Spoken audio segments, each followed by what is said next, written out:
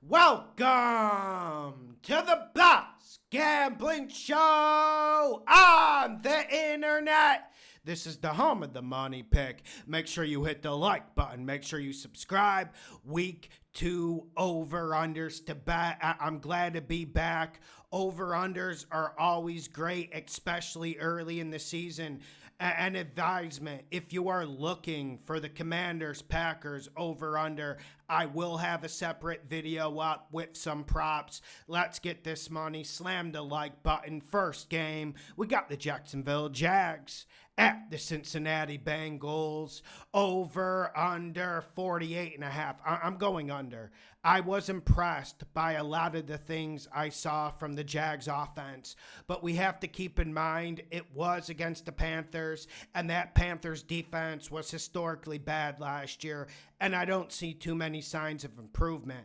On the Bengals side, man, the Bengals just never reached full rhythm and full tilt. And I feel like this Jags defense, while they're not an elite or even good unit, they can cause you some problems, especially that Jags defensive line.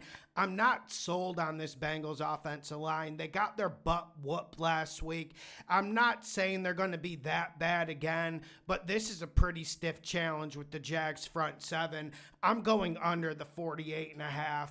Not a lot of science. You never like going under in a Burrow game, but I think it's due course. Next game, we got the New England Patriots at the Miami Dolphins. Over, under 44. I'm going over. And you don't know what Dolphins team is going to show up. You don't even know if they're going to show up at the stadium. That's what makes this calculus tough and difficult. But I'm going over because I think the Dolphins show up to the game. But that could be just me just taking a radical contrarian stance after what we saw last week over the 44. I actually really like this matchup for them from an offense against defense perspective. And Geno absolutely whipped work all over that Patriots defense last week. And I've been saying this whole offseason with all the Vrabel, all the Drake May hype, I love those two guys. I love them. But it's not about Vrabel. It's not about Drake May. It's about the Patriots being a bottom 5 roster. I'm going over the 44. Tua. Next game, we got the San Francisco 49ers at the New Orleans Saints. Over, under 42.5. Money, under. Speaking of, you don't know if the team's going to show up.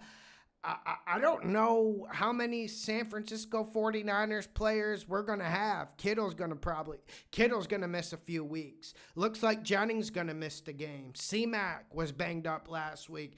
And Purdy is on the injury report with a toe and a left shoulder. And it's just more of the same from the 49ers. But with that being said, I think Brock Purdy goes out and Brock Purdy plays. I mean, this 49ers offense last week was just awesome, 20-20. Jake Moody couldn't kick a field goal. Thank God they got him out there. Yes, the Saints defense fought their tails off, and I was impressed by their resilience, but they don't have a lot of dogs. They're shorthanded, and they're going into this game shorthanded on offense. And the big part of my positive vibe shift with the 49ers was, well, they couldn't get more injured than last year, which is already turning out to be wrong.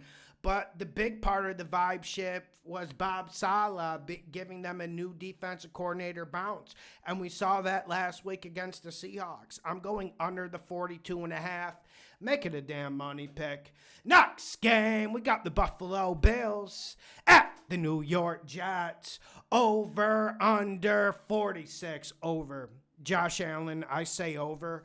And listen, I like this Jets defense more than most people, but last week, it wasn't the physical errors. Like Sauce Gardner was amazing against DK for large swaths of the game. We saw Jermaine Johnson in action. We saw McDonald get some pass rushes. Listen, it's not really the dogs on defense. It's the miscommunication. And if you have miscommunication against Josh Allen, he's going to absolutely cook you. And I do think Justin Fields and this Jets run offense can get shit going against a Bills team that's always been a little bit, how can I say this, butter up front. I think the Jets push that butter in, and Josh Allen's going to push everything in on the back end of the Jets, especially if they're dropping coverages and having mishaps on the back end like they had against the Steelers. I'm going over the 46. If the Bills can run it, this could get scary. But one area where I'll bet my money on is this Jets run defense is better this year, over the 46. Next game, we got the Los Angeles Rams at the Tennessee Titans, over under 42. I'm going under. I don't really want to talk about that part of the over-under. I want to talk about the Rams team total, minus 120, over-under 24.5. Money. Borderline money pick on the under.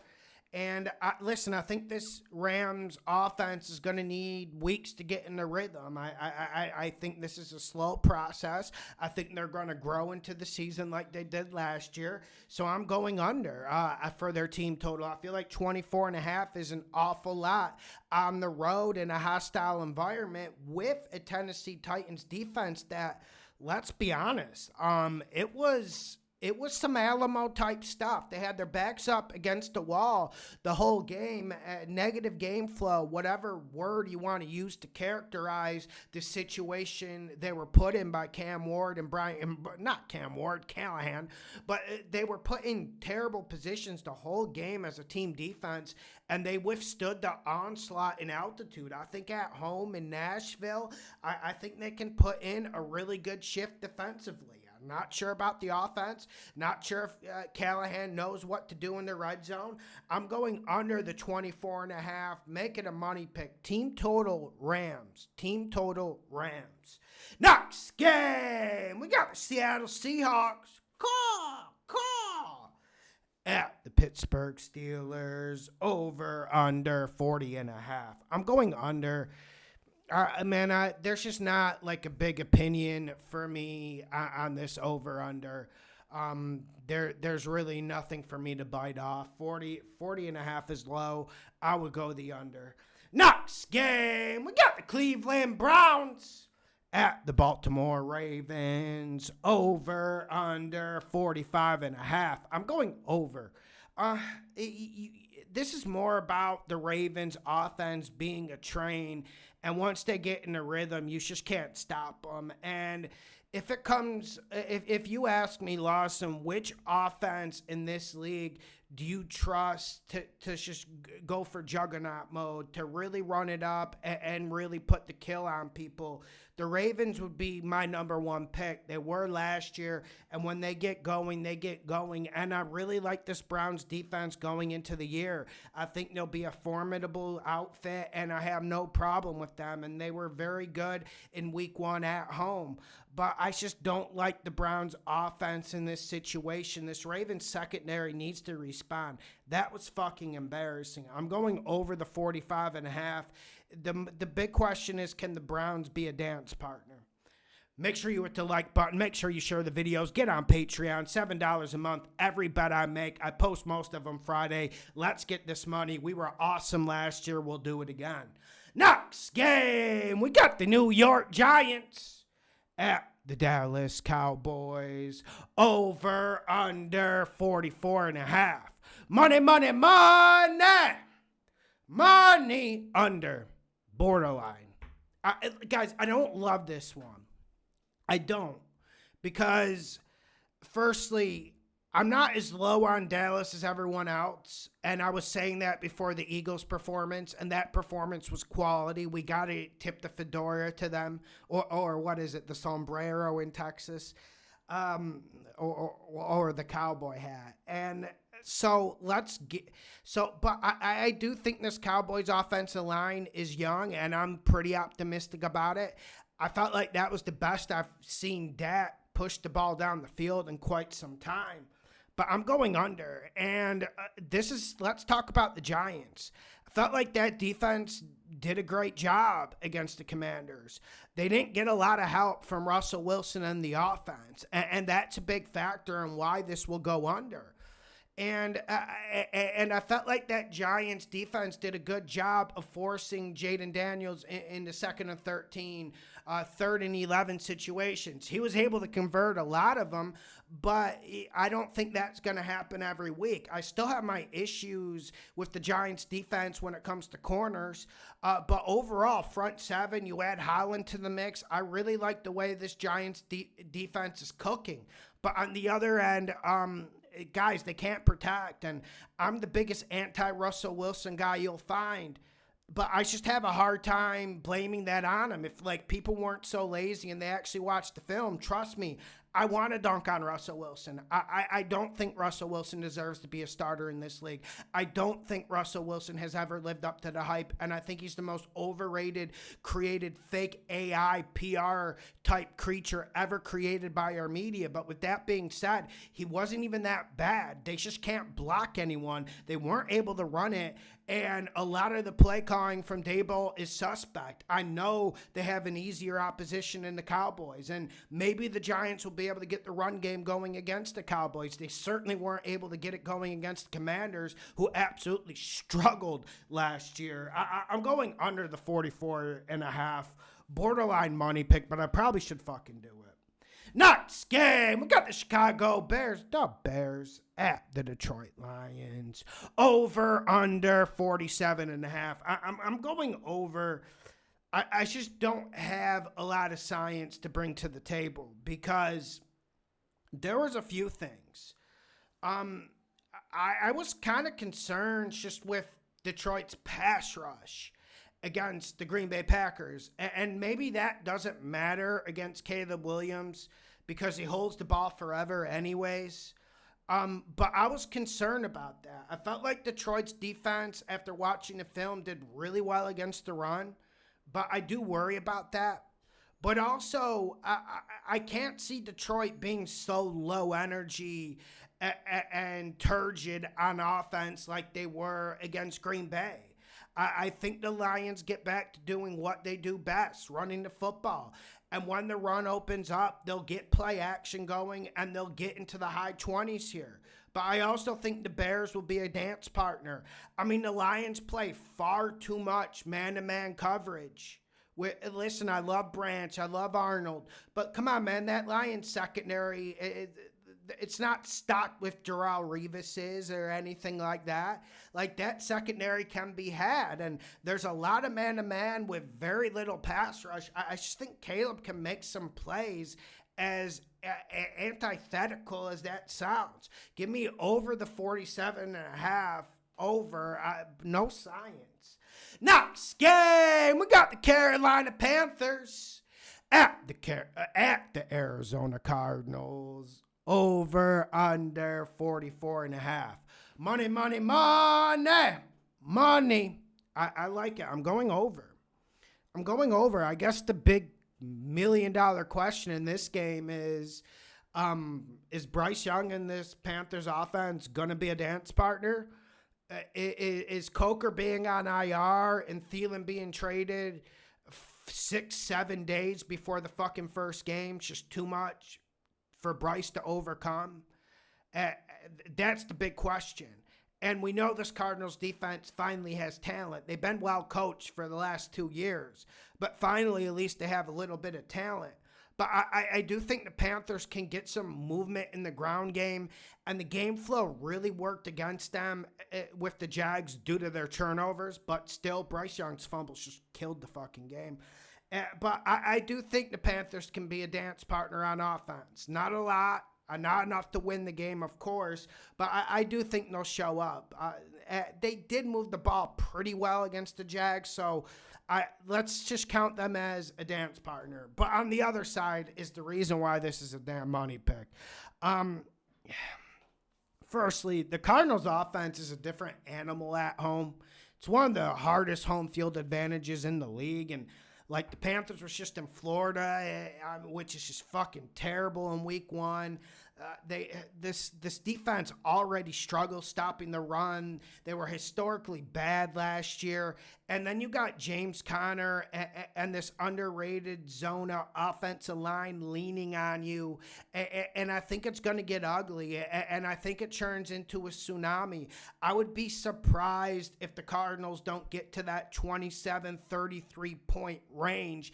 And that's going to be definitely more than enough to push this over. Now, you ask yourself, like, okay, Lawson, but can you count on Kyler Murray? Or is he finally going to find synthesis with Marvin Harrison and other targets like McBride? Listen, when Murray is at his best, it's when James Conner's getting 80-plus yards rushing. And that's on the table. James Conner is more than fresh after the Saints game. Give me the over the 44.5. Make it a damn money pick. Next game, we got the Philadelphia Eagles at the Kansas City Chiefs. Over, under 46.5. I'm going under. It's just in these big games and these big scenarios, you don't know what type of game, especially game flow, game rhythm, you're going to get. I'm going to go under because I think it's going to be a very physical game, and I think this Chiefs defense comes to play. It's not really about Mahomes, and I can't say I like this matchup for the Chiefs offense against the Eagles defense, but I can't say I love the Eagles passing game early in the year, and I do wonder, can the Eagles just pound the living hell out of the Chiefs front seven? It's a big ask. I'm going under the 46.5. Next game, we got the Denver Broncos at the Indianapolis Colts. Over, under 42. I'm going under the 42 for the full game, but I'm not all that interested in that. Money, money, money, money. This is a borderline money pick as well. I'm going to go under the 20.5 for the Colts team total. And listen, I have a more positive opinion on Daniel Jones than other people, but I also realize he's still Daniel Jones. And you can talk about the Eagles defense. You can talk about a lot of defenses in this league, the Texans, the Ravens. You got to forget about what Josh Allen did to them. We can talk about the top 5 defenses in this league. The Broncos defense is top 5, and I think they'll be phenomenal this game. This game really just comes down to, can the Colts offensive line deal with this front seven of the Broncos? I don't think it'll be as easy, and I don't think, listen, I don't think the Colts are going to have the opportunities they had last week against Miami. I don't think those are going to appear against the Broncos. I'm going under the 20.5 team total points for the Colts, minus 110. Borderline money pick. Next game, Sunday Night Football. We got the Atlanta Falcons at the Minnesota Vikings. Over, under 44.5. I'm going over. I'm just going to go over in Falcons games because I have to wait. I'm not sure this defense is going to be improved. I mean, they haven't improved the pass rush, although we're hearing some hype. And the secondary gets older and more decayed by the minute. So there's that litmus, and J.J. McCarthy catching rhythm in the second half against the Chicago Bears, I think will take off, and Minnesota is very good offensively when they're playing up in Minnesota. But I also think Michael Penix can get into the 20s here, and I see like a 27-23 type game. I'm going over the 44.5. Next game, doubleheader. We got the Tampa Bay Bucs at the Houston Texans. Monday Night Football.